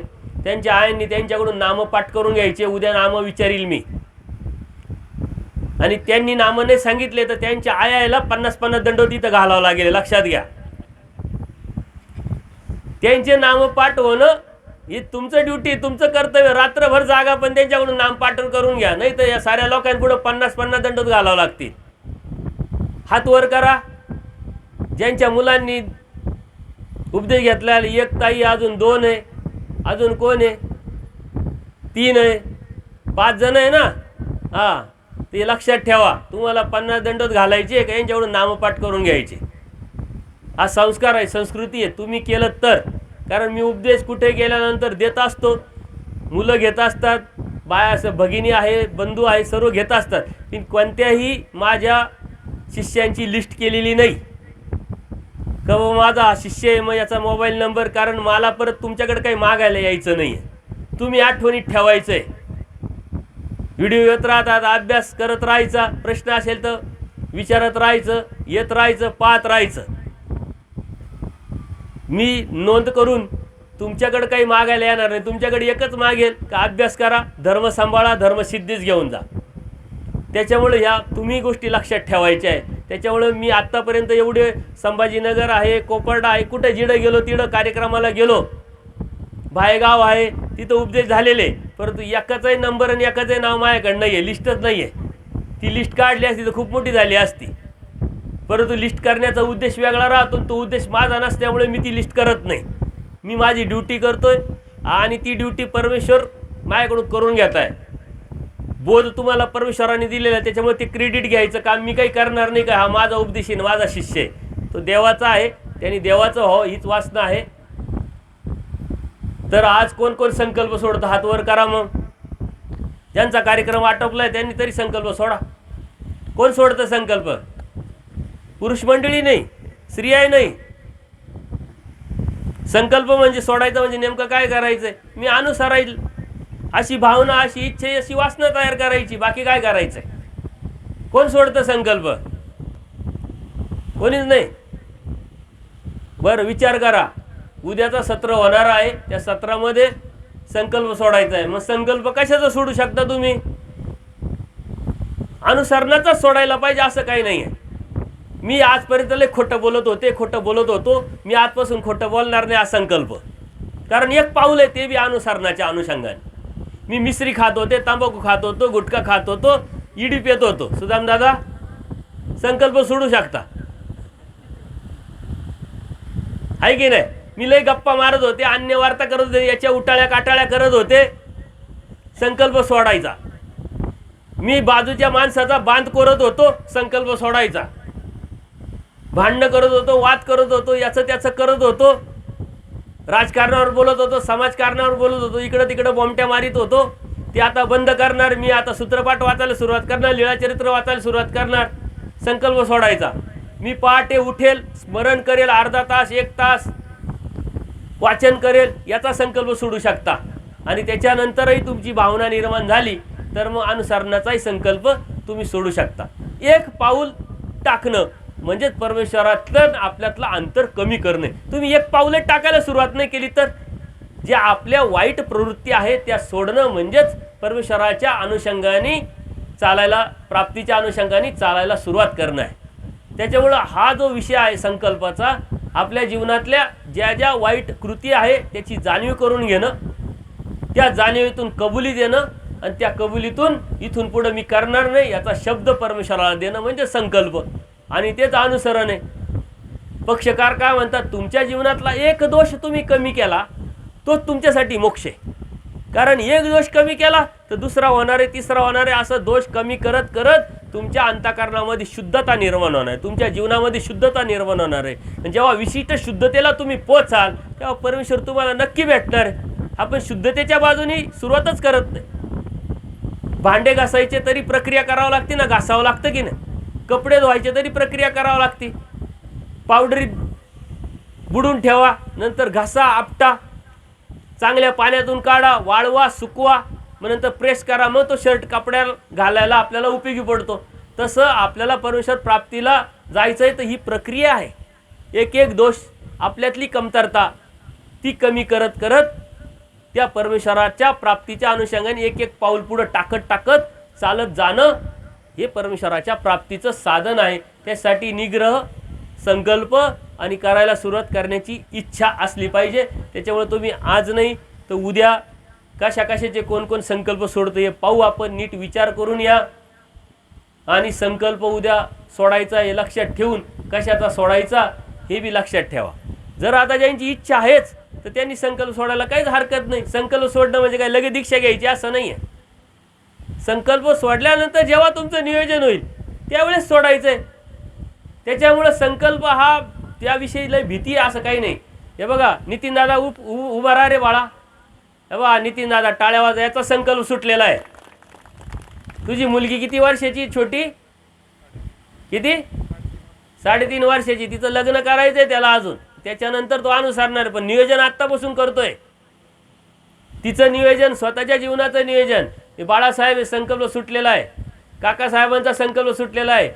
आपला रामदास दादा आहे त्यांचा संकल्प सुटलेला आहे. कमलाकरचा संकल्प सुटलेला आहे. कोण? हा उभे राहा. रामदास दादा, रामदास साहने, हे मिलिटरीत आहे बघा. टाळ्या वाजवा. नंतर कमलाकर उभा राहा बाळा. टाळ्या वाजवत राहा. हे भायगावचे आहे, संकल्प सोडलाय. काकासाहेब उभे राहा. हे संभाजीनगरचे, पण इथलं जवळच तुमचं गाव आहे पिंपळगाव केतकीचं संकल्प सुटलेला आहे. बाळासाहेब उभे राहा. हा अनुसरणारच होते. बाळासाहेबांच्या 2 मुलांचं लग्न बाकी आहे तरी त्याची तयारी आहे. माझ्याबरोबर हिंडणारे फिरणारी जी मंडळी ना त्यांची तयारी. आता जर म्हटलं ना उद्या अनुसरायचं लगेच, पण मी थांब नाही, जबाबदारी पूर्ण कर, असे 3-4 आहे का ते लगेच तयारी त्यांची. त्याला मी थांबवलं. अजून दिलीप दादा काळे आहे, उभे राहा. हा खटावकर साहेब, या जोडीने संकल्प सोडलेला आहे. हे बा हे खटावकर साहेब आहे ना, या दोघांनी संकल्प सोडलेला आहे. तुम्हाला काय वाटतं आम्हाला संकल्प सोडायला लावून राहिले काय? इथं डुप्लिकेट नाही, इथं बा लगे प्रॅक्टिकल आहे. बसा खाली. अजून कोण आहे संकल्प सोडणारे? हे सारे माझ्याबरोबर जी मंडळी येत राहतात हे माझ्या प्रेमापोटी नाही आहे. हे स्वामी श्री चक्रधरचा परिवार आहे. परमेश्वर आता आधी येत बुद्धी व्हावी, मग येथीच्या परिवारावी. पहिले परमेश्वर सांभाळला पाहिजे, परमेश्वर कळायला पाहिजे, मग हा परमेश्वराचा परिवार आपल्याला कळतो, समजतो, होतं. पहिले देवावर तर प्रेम करा. पहिले देव तर समजून घ्या, मग तो परिवारावरती तो आपले पण लागले पण निर्माण होईल. त्याच्यामुळे संकल्प सोडायला घाबरायचं नाही. सुदाम दादा, तुमच्या जोडीने संकल्प सोडायचा, कधी सोडायचा? आत्ता सोडते का सकाळी सोडित्या? नीट विचार करा. नुसताच अभ्यास करू नका. बोलायला लागल्या सुदाम दादा धपाधप ओव्या सांगा त्या आम्हाला, आम्ही गप होऊन जातो. त्या कशासाठी आहे? सांगण्यासाठी का जीवनात उतरवण्यासाठी आहे?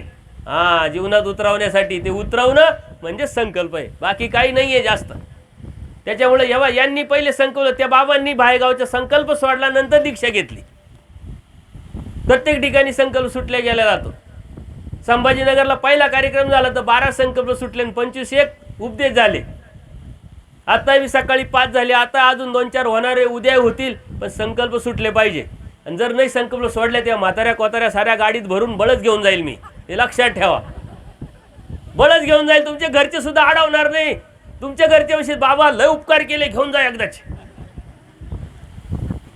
ते ध्यानात ठेवा. निग्रह करा, हिम्मत करा. देव तुमचा आहे, देव तुम्हाला भेटेल.